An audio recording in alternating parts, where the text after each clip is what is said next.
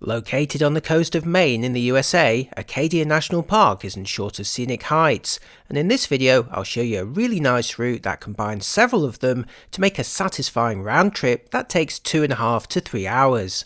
I visited Acadia during April when it was still considered off-season and very quiet.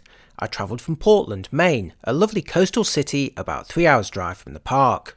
If you're staying in or passing through Portland, be sure to check out Duck Fat for the best poutine I've ever tasted, sorry Canada, as well as popping into the Maine souvenir shop for some cool clothing and gifts by local artists.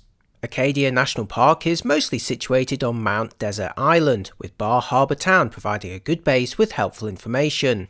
I checked in with a ranger there who recommended several good hiking options, including one which featured a short scrambling section that I'd previously heard about, and that's where I'm going to start in this video. So my full route kicks off with the Beehive, which includes climbing up a few sections of rung ladders, before connecting to the Gorham Mountain trail for a more gentle route back down, including a brief detour to a lake and an easy second summit, before returning to my starting point along the coastal path. The entire round trip took just under 3 hours with stops for photos, but you could easily turn it into a full day with relaxing breaks at the summits and lake. Most of it involves gentle trails through woodlands that should be fine for any weekend walker, with the only real challenge being the short climb up the Beehive, but there's alternative routes to avoid it if you prefer. I started at the parking lot for Sand Beach just off Park Loop Road, which has got toilets if you need them, before crossing the road to start the trail. A couple of minutes later the trail splits with the Beehive climb to the right and an alternative easier path on the left. A sign then warns you the route involves climbing some rungs up short sections of exposed cliffs, making it unsuitable for young kids or anyone with a fear of heights. Soon after the path begins to head upwards, switching between inclined rock paths, short scrambles and the aforementioned rung ladder climbs. There's only a few of these though, and each is physically no harder than climbing a small ladder, albeit in a slightly scarier location. It can get quite exciting at times, but should be within the capabilities of most regular hikers who don't mind a bit of exposure. I should add it's also nowhere near as scary as some national park routes that I've done. I previously hiked Angel's Landing in Zion Canyon, and that, believe me, is considerably harder, longer and much sketchier than the Acadia Beehive. But let me know what you think. What's the scariest hike that you've done? Anyway, roughly half an hour after you left the car park, the route brings you to the summit. Well, I made it to the top of Beehive Summit, 520 feet up, and the views are spectacular. It took me about half an hour.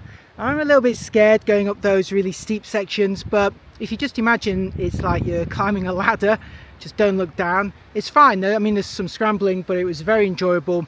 I think the National Park Service does a great job at creating trails that are challenging. You really feel like you're a bit out of your comfort zone, but they're certainly possible and they're certainly safe. So thank you very much to whoever designed this route. Acadia wisely recommends you don't climb back down this route, suggesting you continue on over the summit to an easy descent. This not only means you enjoy different scenery on the way down, but also avoids anyone climbing up the Beehive behind you.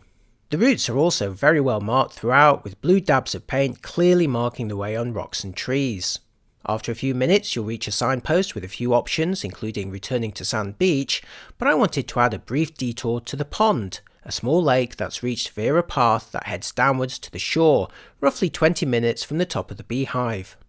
So it's a really nice little extra excursion you can tag on to the end of that, and it's just a kind of mild scramble, quite a nice walk back down again. It's certainly very easy. None of those ladders to worry about. From here you can join the Gorham Mountain trail, which gently descends through the forest to the loop road, with an option to head up to the summit if you prefer. From the pond lake to the summit of Mount Gorham only takes about half an hour, so I'd say it's worth the detour for the views. So I'm at the top of Gorham Mountain, 525 feet or 163 metres is what it says on the sign there. That took about half an hour, kind of slow but steady climb upwards through a nice wooded path, not too hard. So about half an hour from the pond, and now we're going to descend to the sea and then head back to the car park. Mount Gorham Peak isn't particularly tall, but it does feel quite exposed to the elements and can get pretty windy and cold depending on the weather, so do make sure you have some warm clothes for your descent. But any chills are worth putting up for the lovely views out to the ocean in the distance, and again the route is clearly marked by regular blue paint marks. As you descend, you'll see an option to detour to the Cadillac Cliffs, but we had places to be, so continued along the Gorham Mountain Trail, which winds its way up and mostly down through the forest, before emerging roughly half an hour later at the Gorham Trailhead car park. The ocean path back to Sand Beach car park, where I started this route, is mostly flat and sandwiched between the Park Loop Road and the coast, with a few options to explore various coves.